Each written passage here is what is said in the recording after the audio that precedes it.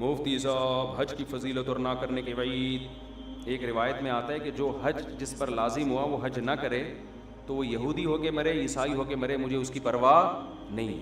اور قرآن کے الفاظ دیکھو کہ وَلِلَّهِ عَلَى النَّاسِ حِجُّ الْبَيْتِ مَنِ اسْتَطَاعَ إِلَيْهِ سَبِيلًا, اللہ کے لیے لوگوں پر لازم ہے کہ جو بیت اللہ جانے کی استطاعت رکھتے ہیں وہ بیت اللہ کا حج کریں.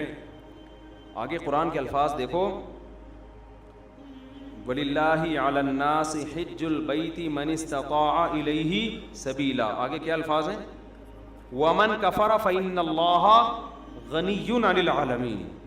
جو انکار کرے گا تو اللہ تمام جہان والوں سے غنی ہے. کیا مطلب؟ بہت بڑی دھمکی ہے کہ جو نہیں آئے گا نا استطاعت کے باوجود, اللہ کو اس کی کوئی ضرورت نہیں ہے. یہ جب دھمکی کے الفاظ واضح نہیں ہوتے نا, مبہم ہوتے ہیں, تو بلاغت کا قاعدہ ہے کہ یہ دھمکی چھوٹی نہیں ہوتی بلکہ بہت بڑی ہوتی ہے. تو اللہ کہہ رہے ہیں مجھے پھر تمہاری ضرورت, مجھے تمہاری کوئی ضرورت نہیں ہے. تو اسلام کا ایک رکن ہے. آج کیا ہوتا ہے, میں حج پہ جب گیا تھا, افسوس کے ساتھ کہنا پڑتا ہے کہ سارے بڈھیاں آ رہی ہوتی ہیں حج کے لیے. ٹھیک ہے, اللہ ان کو اس عمر میں توفیق دے رہا ہے, اچھی بات ہے. نہ آنے سے بہتر تھا کہ چلو اب آ گئے. میرے بھائی یہ جوانی کا کام ہے, سمجھتے ہو؟ جب جیسے ہی پیسہ آئے سب سے پہلا کام کیا کرو؟ حج کرو. اس کو ڈیلے کرتے ہیں, سارے کاموں سے فارغ ہو کر, بچیوں کی شادیاں, اپنی بھی 4 ٹوٹل مکمل, سوری غلطی سے نکل گیا, اپنی بھی شادی ہو گئی. کچھ چیزیں میرے منہ سے غلطی سے نکل جاتی. اپنی بھی ایک شادی ہو گئی, اور پھر کیا ہے کہ وہ سارے بزنس سے فارغ ہو ہلا کے جب اب کرنے دھرنے کا کچھ بھی نہیں ہے, بیٹھا ہوا ہے. کیا کریں یار, بوریت بہت ہو رہی ہے. ارطغرل بھی ساری قسطیں ختم ہو گئیں, دیکھ لیا, کوئی نئی سیریز بھی نہیں آ رہی. وہ ڈرامہ چل رہا تھا وہ بھی ختم, نئی فلم بھی دیکھ لی, ٹھیک ہے نا, سب کچھ ہوا کہ کیا کریں یار. اب بیگم کوئی مشورہ دو, چلیں حج پہ نہ چلیں؟ چلو ٹھیک ہے, کہاں چلتے ہیں؟ حج پہ. ٹھیک ہے بھائی, ہم جو بڑھاپے میں بھی جا رہے ہیں, ہم خدا نہ خواستہ ان کو برا نہیں کہہ رہے. نیکی تو جس عمر میں کی جائے, جب اللہ قبول کر رہا ہے تو ہم کون ہوتے ہیں. لیکن یار تم باقی تو سارے کام تم نے جوانی کے لیے رکھے ہوئے ہیں, حج تم مؤخر کر رہے ہو جب ارطغرل ڈرامے کی ساری قسطیں ختم ہو جائیں گی. بری بات ہے نا یہ. جب آپ اللہ کے حکم کو ویلیو نہیں دو گے تو اللہ آپ کو ویلیو دے گا. دیکھو حج آپ کی زندگی پلٹ دیتا ہے, تو زندگی پلٹنے کی ضرورت جوانی میں ہے. جوانی میں چینج ہو گئے, آگے خیر کا بہت زیادہ موقع ملے گا, بہت موقع ملے گا. در جوانی توبہ کردن شیوائے پیغمبری. جوانی میں توبہ کرنا کس کا کام ہے؟ پیغمبروں کا کام ہے. تو حج میں انسان بعض دفعہ زندگی چینج ہو جاتی ہے اس کی. جب وہ اللہ کے شاعر دیکھتا ہے نا, وہاں پہ کیسا لاکھوں کا مجمع منا سے عرفات سے نکل کے مزدلفہ, چیونٹیوں کی طرح لوگ ہوتے ہیں. کیسی ایک اللہ کی نشانیاں نظر آتی ہیں وہاں پہ. کیسا دیوانوں کی طرح بیت اللہ کا طواف. بقرعید کے 3 دنوں میں جو طواف زیارت ہوتا ہے نا, اتنا رش پوری دنیا میں کہیں نہیں ہوتا. لاکھوں روپے لوگ خرچ کرنے کے گئے ہوئے اور اللہ کے گھر کے گرد گھوم رہے ہوتے ہیں. ذرا کبھی چھت سے کھڑے ہو کر حرم کی چھت سے دیکھا کریں, ایک انسانوں کا سمندر ہے اور وہ سارے بیت اللہ کے گرد دیوانہ وار گھوم رہے ہیں. یہ اسلام کی عظمت دیکھنے کا موقع ملتا ہے, اس سے انسان کے اندر دل تبدیل ہوتا ہے. حج میں بڑی قربانیاں دی جاتی ہیں, اور حج تو ہے ہی ساری دیوانگی. حج کے اکثر احکام ایسے جن کی بظاہر کوئی لاجک نہیں ہے. اللہ نے کہا میرے دیوانے بن کے آؤ, جیسے جیسے کہہ رہا ہوں کرتے چلے جاؤ. کیسے عجیب عجیب کام کروائے جاتے ہیں. سب سے پہلے ہم سے ہمارا لباس اتروا لیا. 3 پیس سوٹ اور ٹائی میں جو گھوما کرتے تھے, بالوں کی کٹنگ, اور ان کو 2 چادریں پہنائی جا رہی ہیں. اب انسان کے بچے بن کے آنا ہمارے گھر میں. اگر دیوانے ہو تو دیوانوں والا اسٹائل چاہیے. ابھی وہ جو آفس جس اسٹائل میں جاتے ہو نا, وہ والا اسٹائل بولو نہیں چلے. جو اللہ کے نیک بندے ہیں, جو اللہ کے حکم کے سامنے سر جھکانا جانتے ہیں, اللہ سے ان احکامات کی لاجک نہیں پوچھتے. جیسے شیطان نے پوچھا تھا نا, کیوں سجدہ کروں میں آدم کو, وائے, تو یہ نہیں پوچھتے. ابراہیم علیہ السلام کو اللہ نے حکم دیا بیٹے کو ذبح کرو. یہ حکم بظاہر زیادہ اللاجیکل تھا کہ معصوم بیٹے کی گردن کاٹنے کا حکم دیا جا رہا ہے. شیطان کو جو حکم دیا سجدہ کرو, یہ اتنا اللاجیکل نہیں تھا. لیکن شیطان نے کہا اس کی لاجک کیا ہے, میری سمجھ میں نہیں آ رہا, میں آگ سے بنا ہوں, یہ مٹی سے, میں کیوں سجدہ کروں.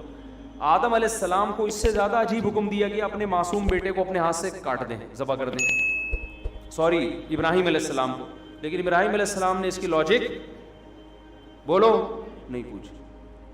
کہا بیٹا مجھے اللہ نے حکم دیا ہے تجھے کاٹ دوں. بیٹے نے کہا جب اللہ کا حکم ہے تو بھائی ہم کیا کہہ سکتے ہیں, بھائی کاٹ دیں آپ, میرا گلا کاٹ دیں, ذبح کر دیں. تو حج ان احکامات کی بھی یادگار ہے. تو آپ جاتے ہیں حج پہ, وہاں آپ جانور ذبح کرتے ہو, آپ رمی کرتے ہو, وہاں شیطان نہیں ہے, وہ تو ایک نشانی ہے 3, لیکن آپ پتھر مارتے ہو, رمی کرتے ہو. کیوں؟ ابراہیم علیہ السلام نے یہاں شیطان کو کنکریاں ماری تھی جو آپ کو بہکا رہا تھا کہ اپنے بیٹے کو کیوں ذبح کر رہے ہو, کیا بگاڑا اس نے. ابراہیم علیہ السلام نے شیطان کو دلائل سے جواب نہیں دیا, پتھر اٹھا کے مارے. اللہ نے کہا تم جاؤ وہاں کنکریاں پھینکو. اب اے اللہ وہ تو ابراہیم علیہ السلام تھے, وہاں تو سچی مچی کا شیطان تھا, میں کیوں کنکریاں پھینکوں. تو اس کا مطلب جب آپ نے کیوں کر لیا تو آپ کس کی لسٹ میں آ گئے, شیطان کی. کیسا عجیب حکم ہے, جا کے 7 کنکریاں مارنی بھی ایسے ہیں. یا تو ہوتا نا وہ اٹھا کے مارو تو سمجھ میں آتا ہے, ایسے ایسے پھینکنی ہے جا کے. حاجی 10-15 لاکھ روپے یہ کرنے کے لیے جا رہا ہو, خرچ کرتا ہے یہ کام کرنے کے, ایک طوفان لوگوں کا کنکریاں مارنے کے لیے. کیوں؟ کس کا حکم ہے بھائی؟ اللہ کا حکم ہے, اللہ کا آرڈر ہے. لباس اتار لیا اپنا, کتنا مشکل کام ہے انسلا لباس پہننا, 3-4 دنوں میں دماغ ٹھکانے آ جاتا ہے. پھر جب ہم پہنتے ہیں نا اپنی شلوار قمیض, ایسا سکون ملتا ہے یار. میں جب حج کرنے گیا تو مینا میں تو 3 دن سویا نہیں احرام کی حالت میں نا, کیونکہ رش اتنا بہت, جتنا بھی وی آئی پی حج ہو ٹینشن ہوتی ہے. پھر مینا میں میرا بستر لگ گیا ایک صاحب کے ساتھ, وہ بغل مجھے دکھا رہے ہیں اپنی کہ دیکھ لے بھائی, یوں کر کے سو رہے ہیں, ان کی بغلیں ماشاءاللہ. میں نے کہا یار اس کو اب کیا کرے آدمی, اس کو کیا کرے یار, یہ مجھے کیوں دکھا رہے ہو بھائی. نیند ہی نہیں آ رہی ہمیں اس ٹینشن سے کہ کسی کے پسینے کی اسمیل آ رہی ہے, کسی کی بغلیں کا مطالعہ کرنے کا موقع مل رہا ہے, اس کا کیا ہے. انسان کو گھن آتی ہے نا ان چیزوں سے. لیکن لا رفث ولا فسوق ولا جدال فی الحج, آپ کو چیخنے چلانے کی اجازت نہیں ہے کہ کیا کر رہا ہے, تجھے تمیز نہیں ہے حج کرنے کی. میں یہ بھی کہہ سکتا تھا نا ٹھٹا وڈو, یہ کیا مجھے بغل دکھا رہا ہے, بازو نیچے کر. نا نا نا نا, اللہ کہتے ہیں یہ نہیں چلے گا وہاں پہ. اللہ کیوں نہیں چلے گا؟ اللہ کہیں گے کیوں کیا تو کس کی فہرست میں ہے, شیطان نے کیوں کیا تھا. نہیں جھگڑا وگڑا نہیں ہے, جو جیسا ہے برداشت. ٹریول ایجنسی آپ کے ساتھ ظلم زیادتی کر رہی ہے, چپ, آ کے پھر کلاس لو ان کی. یہاں پہ ٹریول ایجنسیاں بڑی ہوشیار ہوتی ہیں, ان کو پتہ ہے آنے کے بعد کون پوچھتا ہے, ٹھیک ہے نا. تو جو ہوگا کیوں کی اجازت نہیں ہے, کیوں والا کام شیطان کا ہے. فلا رفث ولا فسوق ولا جدال فی الحج, کوئی گناہ نہیں کرنا, بد نظری نہیں. موقع بد نظری کے بہت ملیں گے, نا نا نا نا, یہاں آپ کو نظر اٹھانے کی اجازت نہیں ہے. وہاں بھی نہیں ہے لیکن یہاں زیادہ گناہ ہے. اپنی بیوی سے بھی آپ ریلیشن قائم نہیں کر سکتے وہاں پہ احرام کی حالت میں, تو نامحرم سے کیسے آپ لذت حاصل کر سکتے ہو. تو پھر احرام کی چادریں بنوائی جا رہی ہیں, خوشبو لگانے پر پابندی, بال توڑنے پر پابندی, جوئیں مارنے پر پابندی. اب تو بڑا وی آئی پی حج ہو گیا. صحابہ کرام کے تو 1-2 مہینے کے احرام ہوتے تھے. حدیث میں آتا ہے بعض صحابہ کے سروں میں نا جوئیں گر رہی ہوتی تھی نیچے, ٹھیک ہے نا. قربانی کرو, حلق کراؤ. اب کیا کرنا ہے, اب طواف زیارت کرنی ہے. بقرعید کے 3 دنوں میں اللہ اتنا رش ہوتا ہے, ان 3 دنوں میں کیوں کا بول دیا تو کس کی لسٹ میں آ جاؤ گے. کیوں نہیں, جاؤ طواف زیارت کرو. اتنی پبلک, 3 عظمت والے دن ہے نا یہ یام نہر, عظمت والے دن ہے. پھر کیا کریں, طواف زیارت کر کے واپس آ جاؤ مینا. ابھی تو آئے تھے, اللہ نے کہا اب واپس جاؤ, جو میرا بندہ ہوگا وہ یہ کام کرے. آخر میں اینڈ کیا نکلتا ہے, پروٹوکول کیا ملتا ہے آپ کو, جب آپ نے اتنی قربانیاں دیں, عرفات کا وقوف کیا آپ نے. عرفات میں لمبی دعائیں مانگنا سنت ہے, عرفات کا وقوف بھی کر لیا, قربانی بھی ہو گئی. اس کے صلے میں اب ہو سکتا تھا اللہ تعالیٰ حکم دیتا کہ اب میرے بندوں کو مفت کھجوریں بانٹی جائیں, میری طرف سے آرڈر ہے. نا اللہ کہتے ہیں اب کیا ہوگا تمہارا ٹینٹ, جو تھوڑی بہت پرسنالٹی تھی بالوں کی وجہ سے, وہ بھی بولو جب وہاں سے آؤ گے سر چمک رہا ہوگا. لوگ کہیں گے یہ کیا ہو گیا, آپ جاتے ہوئے تو آپ ایسے اتنے حسین نہیں تھے. کچھ لوگ یہ شعر صحیح، لیکن یہ بات خوب سمجھ لیں، حج یا عمرے میں حلق کرانا، ٹنڈ کرانا ضروری نہیں ہے، قصر بھی کرا سکتے ہیں، ثواب 3 گنا زیادہ ہے حلق کرانے میں، سمجھتے ہو؟ لیکن قصر کرانا بھی کیا ہے، بال ایک پورے کے برابر چھوٹے کرنا بھی کیا ہے، جائز ہے۔ تو جو کام جائز ہوتا ہے اس پہ کسی کو ملامت نہیں کی جاتی۔ میں نے جب پہلی بار حج کیا، میرے اتنے بڑے بڑے بال تھے، میں نے ان بالوں کی قربانی دے کے ٹنڈ کرا لی۔ آپ کو پتہ ہے اتنے بڑے بال ہونے میں بڑا ٹائم لگتا ہے۔ ہم نے ٹنڈ کرائی، ہم نے کہا یار یہ سنت ایک دفعہ ہم زندہ کریں گے، حلق کی سنت، ٹنڈ کرا لی ہم نے۔ عمرے میں بھی ٹنڈ کرائی، حج میں بھی ٹنڈ کرائی۔ دوبارہ میں عمرے پر گیا، میں نے ٹنڈ نہیں کرائی، میں نے قصر کرا لیا۔ میں نے کہا چلو حلق کی سنت زندہ کر دی ایک دفعہ، اب ہم قصر کرا لیتے ہیں تاکہ گھر میں تھوڑی سی عزت ہو ہماری۔ اسی کی وجہ سے تھوڑی سی عزت گھر میں شادی شدہ آدمی کی کہاں کیا عزت ہوتی ہے، آپ کو پتہ ہے، تھوڑی سی بالوں کی وجہ سے عزت رہ گئی ہے، وہ بھی ٹنڈ کرا لی تو ختم ہو جائے گی، دہشت گردی کا جڑ سے خاتمہ ہو جائے گا۔ تو تھوڑی سی تو دہشت رہے نا، جڑ سے تھوڑی خاتمہ کرنا ہے دہشت گردی کی۔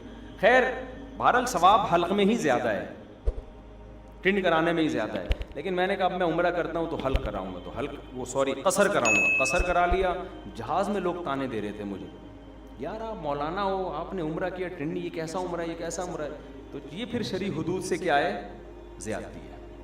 جب اللہ نے اجازت دی ہے تو آپ کو ملامت کرنے کا حق۔ میں نے کہا اب تو میں قصر ہی کراؤں گا، کیونکہ آپ کو اعتراض کیوں ہو رہا ہے اس پہ، میری مرضی۔ تو اللہ سے آگے نکلنے کی کوشش نہ کریں۔ بعض لوگ، میں جب جدہ میں تھا تو وہاں میں نے دیکھا بہت سے لوگ یہاں 5-5 6 سال سے جاب کر رہے ہیں، عمرہ نہیں کر رہے۔ وہ میں نے کہا کیوں نہیں کرتے عمرہ یار، تمہارے تو حرم اتنا قریب ہے۔ کہہ رہے ہیں یار ٹنڈ کرانی پڑے گی، ہم نہیں کرا سکتے۔ میں نے کہا قصر کرا لو یار۔ بعض لوگ ٹنڈ نہیں کرا سکتے، ان کو ہو گیا نا یار نہیں، ہم نہیں، وہ کہہ رہے ہیں ہم ٹنڈ میں بہت عجیب سے لگ رہے ہوتے ہیں۔ تو جب اللہ نے آپشن دیا ہے تو چلو، میں نے کہا یار بالوں کی قربانی نہ دو، یہ تو اللہ نے اجازت دی ہے نا، تو قصر کرا لو۔ تو ان کو پتہ ہی نہیں تھا کہ قصر بھی ہو سکتا ہے۔ تو اس لیے آپ حج عمرے سے اس وجہ سے رک جائیں کہ ٹنڈ کرانی پڑے گی، یہ غلط ہے۔ عمرہ کریں ٹنڈ سے، اگر آپ کو بہت زیادہ نفرت ہے تو بہتر تو یہی ہے کہ کرا لیں، قربانی دے دیں اللہ کی خاطر۔